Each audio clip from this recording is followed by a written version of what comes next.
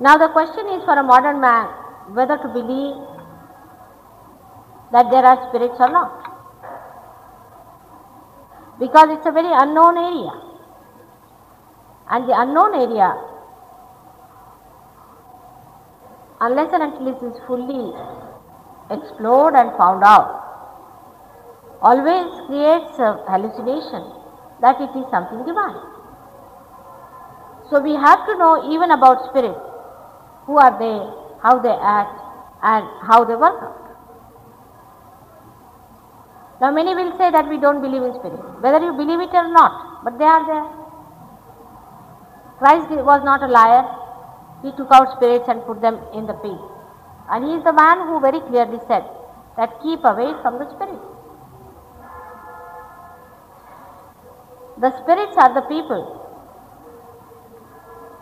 We can be spirits tomorrow if we want to be. When we die, we do not die fully. Only the element of earth which has created us for appearance, or which is the, we can say the Jada Tattva, is the gross form. That portion only dies. The rest of it remains. And it goes into an area which we call as Pretalok, where it starts becoming smaller and smaller, till it comes to the size of a fetus, or you can say a very small fetus. It waits there. But some of the people, when they die, they are dissatisfied souls. In Sanskrit we call them as atruptatma. Means in life they have been hankering after things too much, and they couldn't get to their goals, and they die. For example, a mother dies during labor pains. Her child is born, she sees the child and dies. She is worried about looking after that child. A father dies suddenly in an accident. His children are left behind and he is worried about his children being looked after. There are some people who are very ambitious in life, very, very ambitious, and they die before fulfilling their ambitions. They also become spirits. There are people who are being tortured and troubled and killed. They also die, and they don't want to live in the Pretaloka, but they want to trouble the people who have troubled them. So there are types and types of people who become spirits. We can divide them into two types. One type is the one which is very aggressive, ambitious, egoistical, oppressive person who dies and becomes a spirit. That area is known as the supraconscious area. So many gurus and sadhus who renounce the world and go to the Himalayas and break their necks and do all kinds of frantic things which we call as Dravidi pranayams, when they die without realization, they also are on the supraconscious side.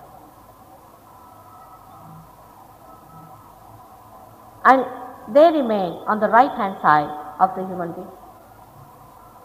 On the left hand side, human being, because human being is a reflection, or we can say is the same microcosm of the macrocosm, which is the Virata.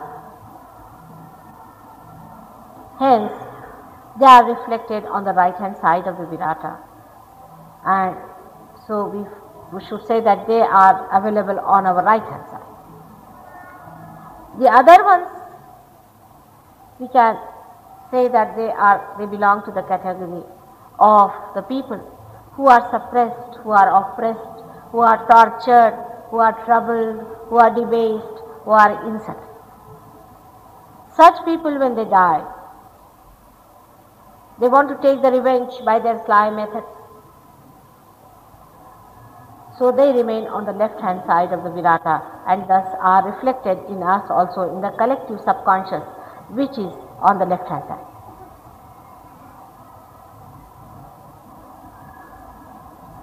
Basically, these are the two styles of people who are becoming spirits. But there can be a mixture, there can be every type of a spirit. There could be good spirits also, good people who are trying to only help their families and things like that. These spirits try to manifest. For example, the supraconscious type spirits. There was a doctor in London who died. His name was Dr. Lang. When he died, he had discovered lots of things and he wanted to continue with his practice in London. He was a surgeon. But he could not do it because he suddenly died. So his spirit entered into a soldier who was fighting in Vietnam. And when the spirit entered into him and told him that I am such and such doctor, you must go and meet my son and my brother and tell them that I am within you. The soldier could not believe it, but they said that you come along with me and I'll guide you to that place. And he took him to that hospital where this doctor was working. The hospital was closed, the surgery was closed. So he went and saw the son and he told him about this spirit entering into his body. The son could not believe it. So he said that I will tell you all the secrets of our life which we spent together and which no one knows. And when he started telling him all these things, he was amazed. He said, all right, I'll open the surgery. So they opened a very big, huge organization known as late Dr. Lang's International Curative Center in London. Now this organization started working long time back, about I think 11 or 12 years back.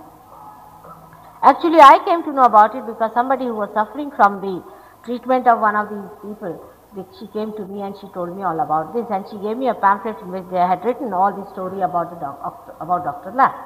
And what they used to say that you should write to us about your illness, whatever it is. And when you write to us, then we will organize it in such a way that at such a time, at such a point, at such a place, whichever place you suggest, something will happen to you, you will start shaking in the body and you will get those spirits into you and they will cure. It happened with this lady, the one who came to me first when she told me. Then afterwards I met many of them, even in England I met some of them. So when she came to me, you see what was her trouble was, she said that I had some trouble. I think she had some minor trouble which was cured, but was a very inconvenient thing for her. Sort of it was a nuisance, a trouble was. She was definitely cured with that. But after say 5-6 years or so, she started, you see, shaking her body completely. Her nervousness was so much that she couldn't see me. When she sat before me, she started shaking, her hands started shaking, body started shaking, as if a lunatic would do that before me. So I told her, see, this gentleman has come from lunatic asylum and he is behaving the same way as you are behaving. She says, I know, because I have a pain here, I have a problem here, and I know there's something wrong, I am not thinking properly, and I cannot remember anything, I am a lost soul, and I know what has happened to me. Now what can we do about it? Of course, I then cured her, no doubt, because in Sahaja Yoga you can, through vibrations of love, this divine love which I told you yesterday, you can give a bondage to those spirits. By that bondage, you can make that bondage pass into the Preta Loka and they disappear. But some of these are controlled by some of these ambitious so-called gurus. Now these so-called gurus that you know of, so-called, they call themselves gurus. What do? They go, you see, if they find some evil genius guy somewhere, they know he's an evil genius, then they follow his body, they go to Spashan, they try to collect his part of his body and they keep it with them. Now the spirit till 13 days moves around the body and it starts watching what is the body doing. So when the spirit, you see, sees that his own part of his body, which is to form again his own body later on, is missing through these people and they will be doing something, so it appears before them.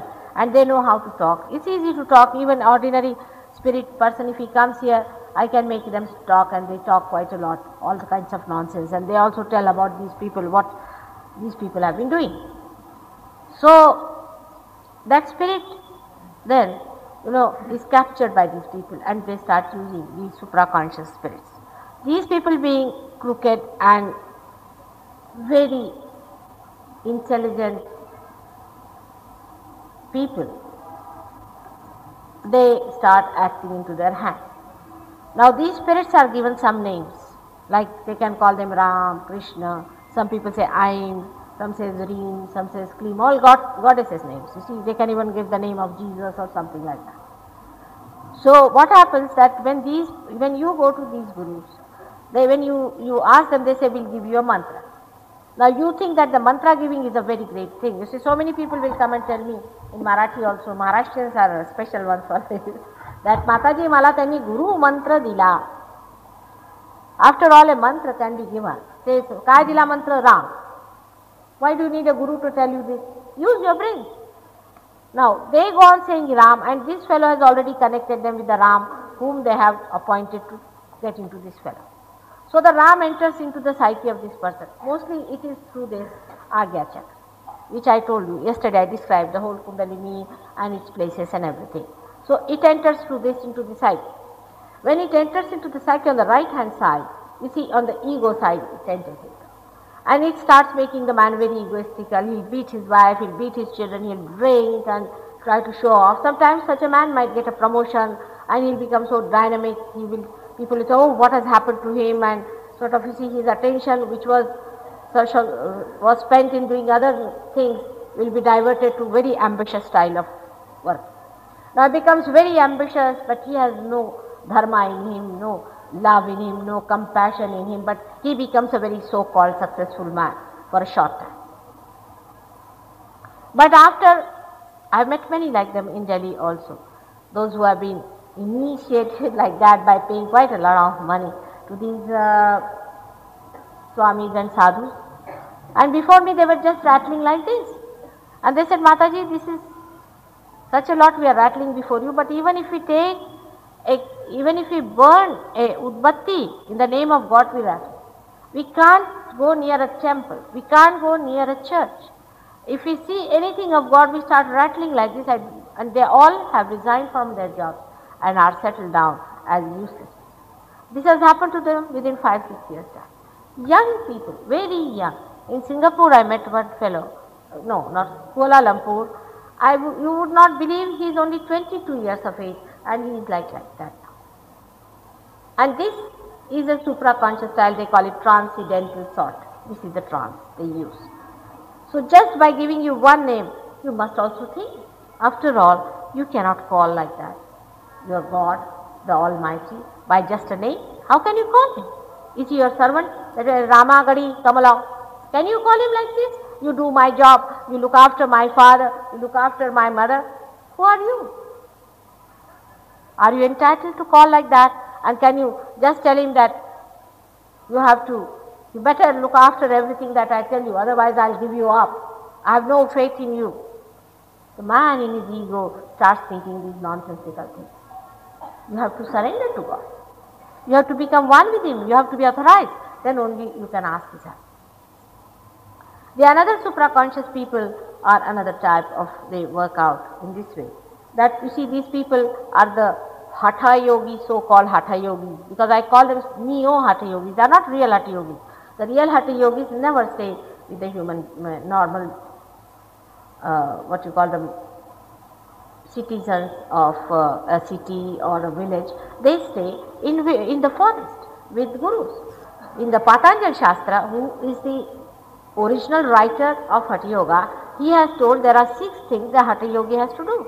He has to stay in the jungle with a guru who is a realized soul, and he does not have to lead a married life. He has to be a brahmachari, a celibate person, and he has to do 6 things together. In that, meditation is there, prana pratishtha, pratyahar, yama niyam. All these things means he has to regulate his life. He has to lead a very chaste and holy life. It is not meant for people who are householders. Here now, for fashion sake, the Hatha Yoga has come to all the people, and all Hatha Yogis such get heart attacks. Yes, they do. I have met a doctor here, you might be knowing him also very well. He was a very well known doctor, and he was preaching Hatha Yoga, and he had a heart trouble, and he was a heart specialist. When I met him, I told him, "Doctor, be careful about your heart, you are catching on your heart." He said, "How can that be? I have taken my cardiograph." I said, "Doctor, be careful and don't do this at yoga." Because it is an extreme type of a sadhana which is to be done with a person who can balance you, where no other energy is exhausted, but only thing is it is just done for the sadhana and your guru works it out. It is done by very few people. But nowadays everybody wants to become a cinema actor and a cinema actress. Every girl wants to be certain shapes that are described in the beauty contest. I tell you, these proportions are absolutely satanic. I have read those proportions. They are not the proportions of goddesses or of gods. These proportions that are described in these beauty contest things are absolutely of dirty women. These proportions, if they exist in any human being, only bad vibrations will come out. That's why you must have seen, once they win that test, then you have seen how they become funny. These are all human conceptions, but all the human conceptions are such foolish things that they do not know that they are playing into the satanic force. The idea about cinema actresses, you see, all the ladies these days, even in London, even 90-year-old women want to be actresses. Are they mad? They don't want to be mothers.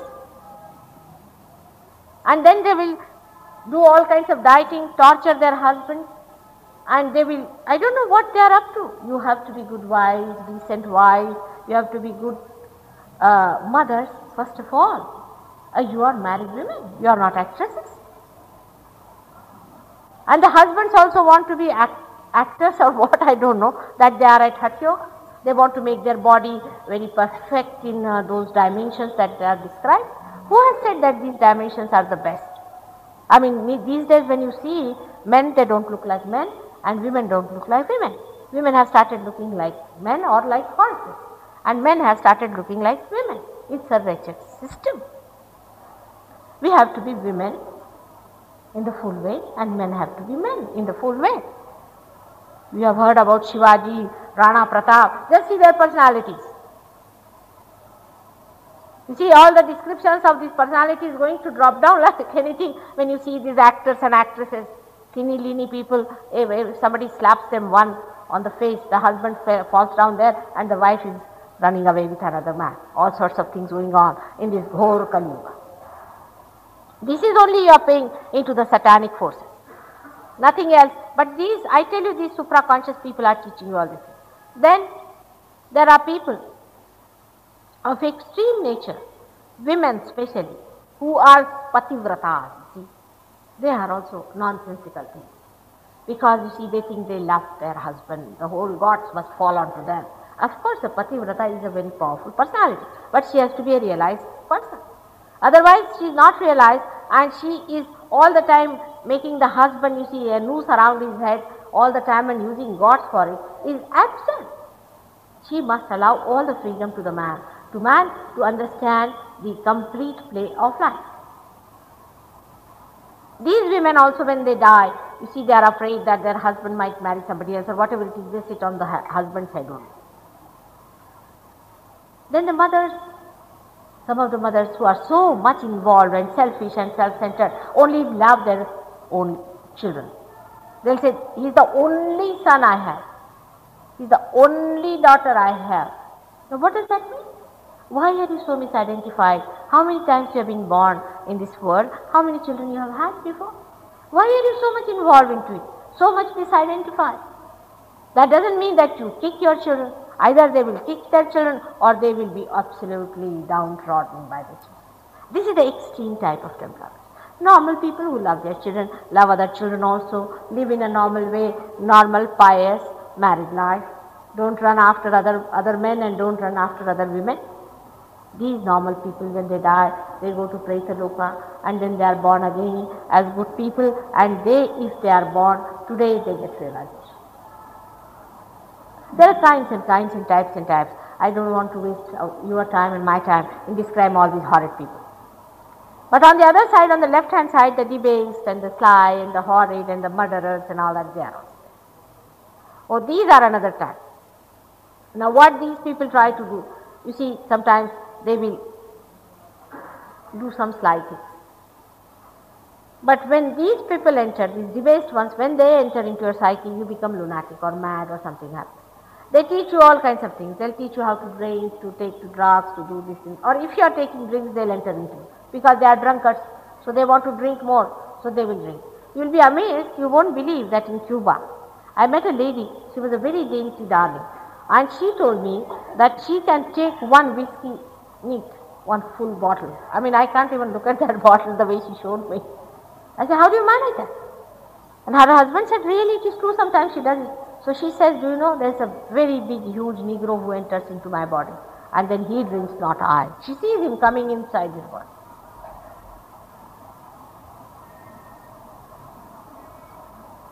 So these type of people are the other side, on the left hand side. Now there are mixture types, some of them, you see, they are the people who believe in God and they haven't found God and they have worked very hard, sort of people. So they try to give you little, sometimes assurances. For example, yesterday one lady came and she told me, Mataji, suddenly I found that there were some chanas lying in my house. I thought they must have been given by Mataji, so I ate them and I got sick. I said, am I mad to give you chanas and diamonds and this and that?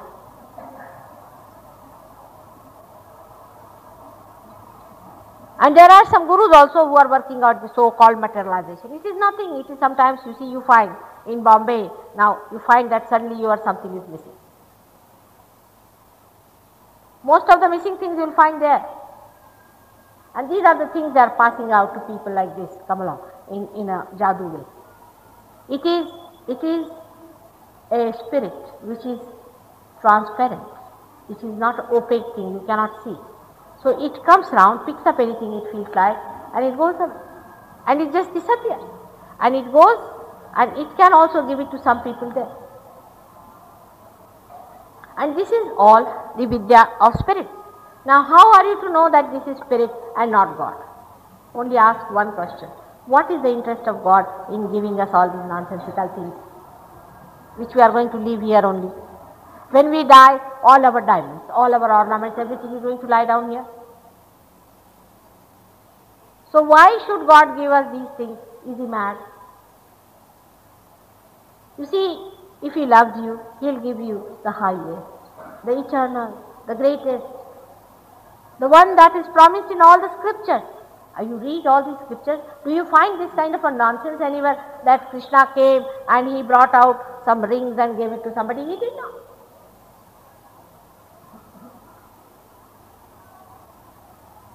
I mean, it can be done by Him. If He wants to do, He can do anything, but He is not going to steal things. So this kind of supraconscious spirits and these things do exist, believe they do. But it's nothing important for us, because one exists in the future and another exists in the past. We have to be conscious of the present moment. And this is what Sahaja Yoga is. That now, at this moment, you must understand the dynamics of this moment, the spontaneity of this moment. So now people will say, then that means, Mataji, you don't believe in planning. I do not. I do not believe in human planning at all. Because when human beings plan, you know what is the mess they create. Everywhere in the whole world, wherever there has been planners, what has been. I'll give you a simple example. You plan a wedding, A to Z. Now you will find suddenly when the bridegroom has to come from this place to that place, something will happen and he won't move. He may have to go to the bathroom. Maybe he wants to meet his mother. He will be emotionally tied up. Maybe his mother may come there and she might start crying. If you want to make it a living marriage, then you should not plan in such detail. You must allow the spontaneity, the blessing of God to work out.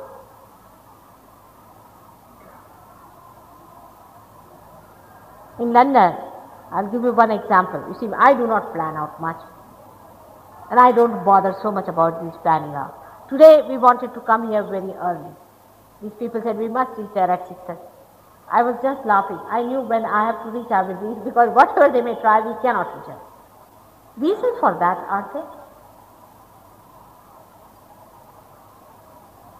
And I just could not So why worry? Because I know we are not going to reach that.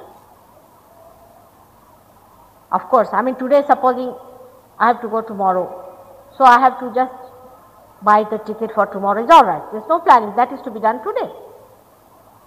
But A to Z you start planning everything and suddenly you find this is missing and the whole thing goes off. Let the spontaneity, at least in human relationship, because you are such planners you cannot do everything else, but human relationship at least try the spontaneity to work out.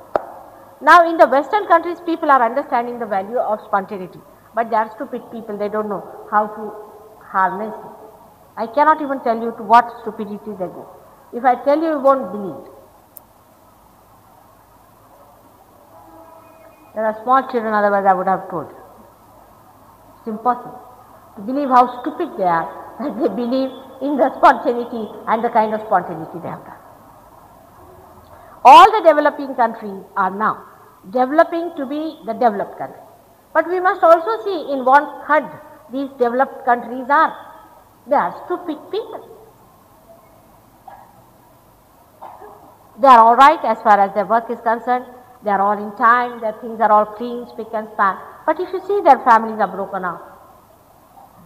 Stupidity to such a limit, a 90-year-old woman having a love affair with a 19-year-old man. And on the front page their love letters are first day. Every newspaper if you read, that is the first great news coming and all the men reading this great Romeo Juliet going on.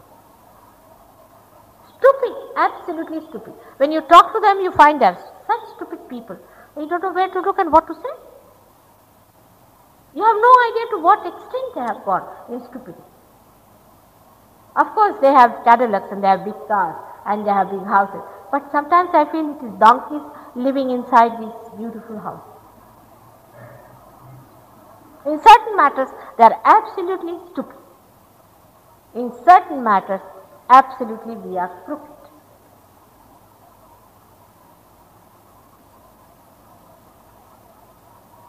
They are innocent, simpletons, but they are stupid. We are crooked. Now that point I will touch later on. So let us see now that how these two types of spirits enter into our psyche. They can enter through this. They turn this. They turn this portion and put inside. Now what happens with that, with the spirit thing? There are some, like Ravan was there, who could only with speech he could make people naked. Absolutely. We have got one here, exactly the same time. If he goes on giving speech, people start taking out their clothes. Now just think how stupid we are not to think by taking out clothes, are you going to go near God? I mean, what sort of a logic is this? When we take our bath, we are all naked. Are we nearer God by then? All sorts of absurd things are being taught and people are accepted. Thousands of people in your great Bombay where so many intellectuals are doing such silly, stupid things.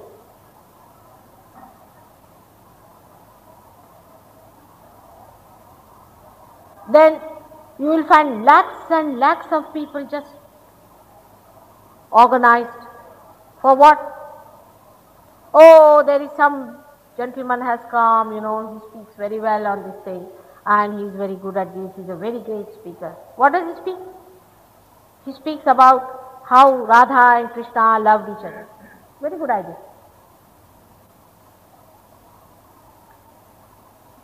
You can have free cabaret, you can have free discourses on all the nonsensical things, debasing God himself. All these things are so interesting to human beings. Are they really seeking the truth? Are they really asking the reality? They will never reach Shankaracharya. Yesterday I told you. They will never go and find out what Markandeya had written. They have no time to find out what Jesus has to say about it. They don't know what Muhammad Sahib has said. Nanak Sahib has said so many things. Kabira has said so many things. They are all fools.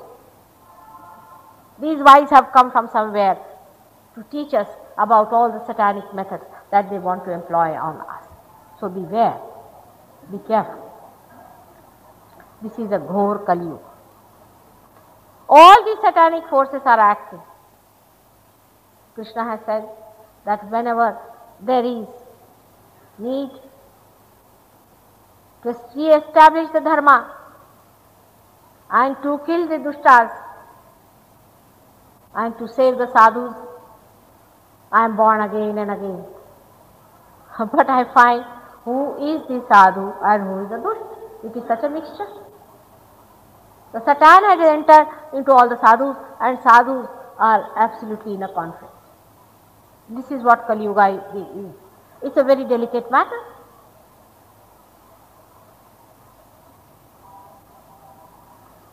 So in our own being, as I said it, on the right hand side is the supraconscious area, and on the left hand side is what we call as the collective subconscious. Nearer your own being is the subconscious on the left hand side, which we call as the psyche part, where we store everything that is dead of this life and past life. And on the right hand side is the pre-conscious mind, which we call as mana, by which we, I don't know, mana is also very confusing thing, but English word is better, is pre-conscious mind, with which we plan and with which we think, and this body is maintained through our right hand side power. In the center we have got the evolutionary power. By this power only we have evolved, which is the conscious mind. This moment, now, at this moment. We can say that the past and future cross like that, and in the center is that point. Or we can say like this, that the past, the future and the past, they pass like this in the center and they pass out. So the thoughts from the past come to the future and the future to the past, but they cannot stay at conscious. For example, I say now, at this moment, stop it, you cannot. Why?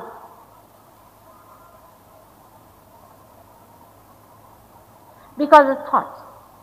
The thought rises, goes up and falls down and disappears by itself. Again another thought rises and again falls down, disappears. Now you can see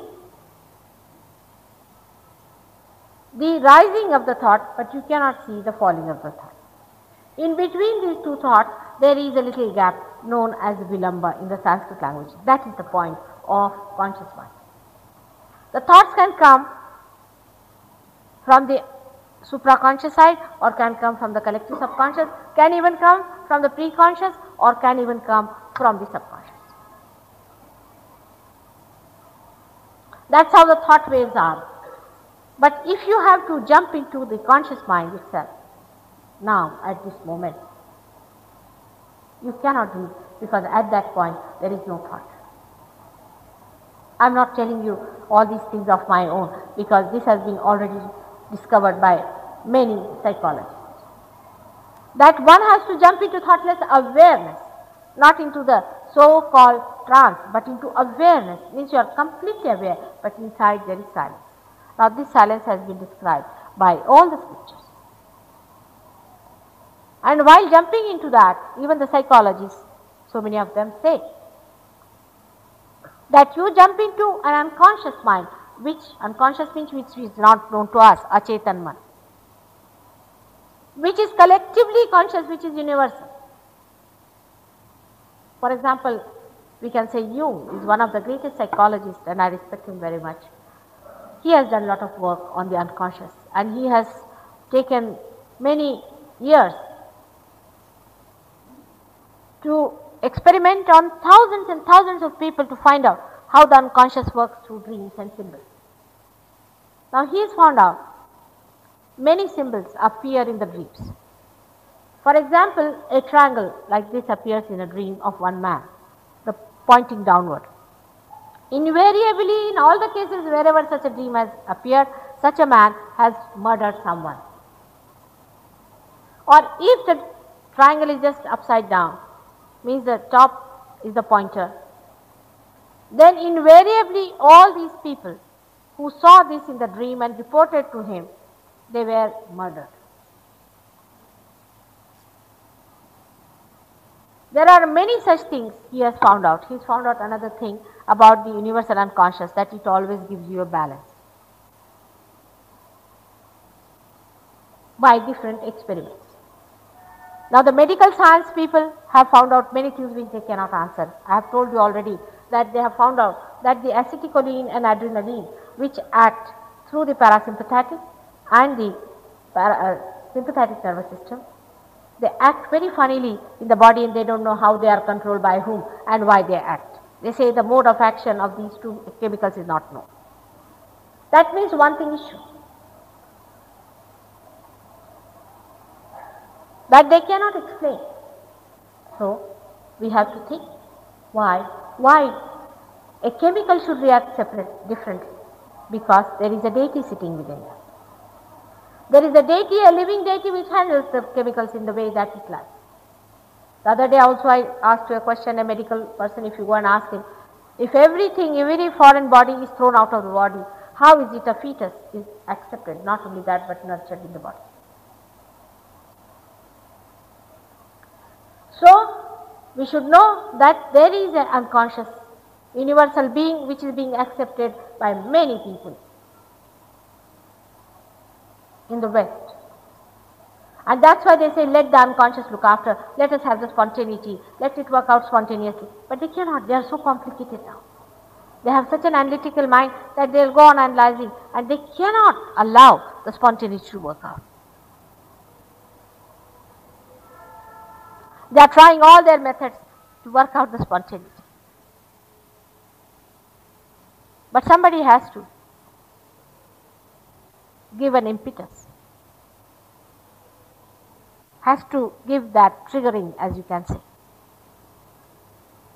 Because through rationality, if you want to jump into unconscious, you cannot. Rationality is a very limited stuff. If you want to go to something unlimited and universal, which is collectively conscious, then you have to learn to be unlimited yourself. Now how will you do it? Somebody has to trigger it.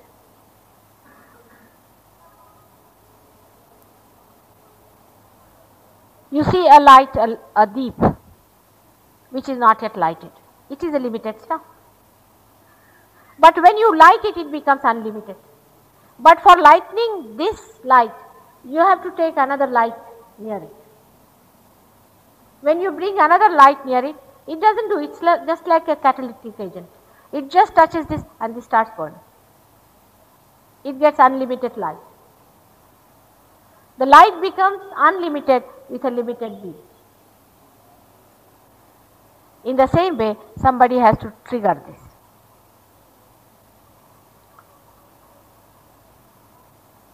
I give a very, I should say, a contemporary or a very modern example, which is very simple for people to understand. You see, in our houses, we have seen all these Bombay gas lights, we have seen there's a little flicker going on. Nobody can see that. In the same way, in the heart, there is the spirit, the reflection of God that is there. And the flow of the gas is stopped, is kept ready. In the same way, in you, the Kundalini is kept there. And somebody has to open that. And when that is just opened, the Kundalini rises and meets that flicker and the light spreads. And this is what happens when the light spreads, that the vibrations start coming. Thus you jump into your unconscious awareness. Means you become a different personality. As I told you, you are a computer. But you are not a working computer. Once you are connected with the mains, you become a computer which is giving information. Suddenly you start feeling on your fingers, all these things. You start feeling what are the centers on the other person, what are not working, and these centers, as I have explained to you yesterday, had all the physical, mental and emotional sides which they control, and you can make out what's wrong with the person. You can cure them also by giving them these vibrations. So through this computer, now you get information, you give information, and also you can correct. You can execute also information. Now our computers that we have, they cannot execute. जी कल हिंदी में बताया ना, वही बता रहे हैं आज अंग्रेजी में. क्या बताने से कुछ नहीं होता बेटे, पाना चाहिए, हाथ रखो ऐसे, पाने की बात है। हाँ, भाषा से कुछ नहीं होता है, तो ऐसी लेक्चरबाजी है, जब तक पाओगे नहीं तब तक सभी व्यर्थ है। सब ऐसे हाथ रख के बैठिए प्लीज। इसी lecturing about divine has been done by many. I'm talking about actualization. You become that. Now always people say that, how can it be possible, Mataji? I mean, I cannot understand this question. Supposing I say there is a diamond lying here, will you ask such a question? Will you immediately come pick it up? I mean, you don't have to lose anything by this. You are not paying me anything. It's all free. By doing this, you have seen here people have been cured. But once you get it, 50% of you will feel very happy, go home and say, all right, forget it. 1 or 2 will criticize. Oh, amala kai jhalas nahi, we didn't feel anything. As if they are very great people. If they haven't got it, there's something wrong with them. They should get it. And 50% will think about it, will come again and again, work it out. There are now in Bombay, some of them very highly placed Sahajogis who are curing people. They have cured cancer. They are very ordinary people. We have one here, a teacher in the school. And he has cured people who are suffering from elephantiasis, from cancer. So many things he has cured. He is a very, very ordinary person in life. There are so many like that who are doing it. You can also do it, but you are great babus, you are great people. You have no time for all this. When I will be no more, then you will be beating your heads, I know. I wish we had done something about it. Some of them have definitely learned the art. Like I said that there's a fan here. If I open the fan, you will get cool breeze. So you say, all right, please open the fan immediately, we want to have. Normally people would say that. Then I would say, all right, I'll open the fan, cool down. Now you're feeling nice? Yes. Then I will tell you how this fan is made, how the electricity is produced, all the engineering I'll tell you. But I have also told you a little bit of engineering. All people want to listen to lectures. Aren't you fed up of them?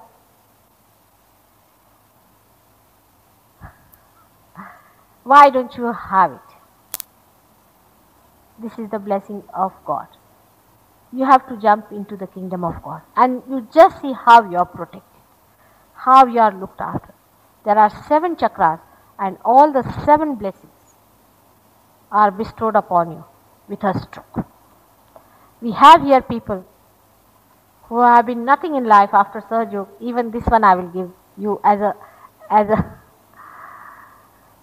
a little chocolate over the castor oil, as they say, that they have also very much improved materially, because it is Lakshmi who is sitting in the Nabi. This may appeal to many in India, that Lakshmi is cured and you improve even materially. People get promotions, they become this, that. One example is our Dr. Nagen Singh. He got his realization and see where he has got. Many people like that. He is a Sahajogi. So many people are Sahajogis who have achieved things in life, but they are busy people, some of them are. But if you could devote a little time for sadhana, and if you come here and see for yourself and give more, then you get more. Because why should God give you all the time vibrations when you are not going to use it? This gentleman sitting here, his son was suffering from too much of drugs. He was a young school boy and he was being cheated, and poor boy has been tried. He has spent 20,000 rupees just curing him. People were just giving him drugs to sleep, only tranquilizers, and in one day he is cured, and today he is sleeping nicely without anything. He had brought and showed me a prescription which he says, "Kiti paise pata? 400 rupees. 400 rupees poor man has to shell out. And for what? Not for curing, to make that boy sleep off. I mean, that's also a kind of a drug, and that boy is so normal today. But there will be some satanic here, who can create problem for you. So you decide for yourself. आपला स्वार्थ बघा.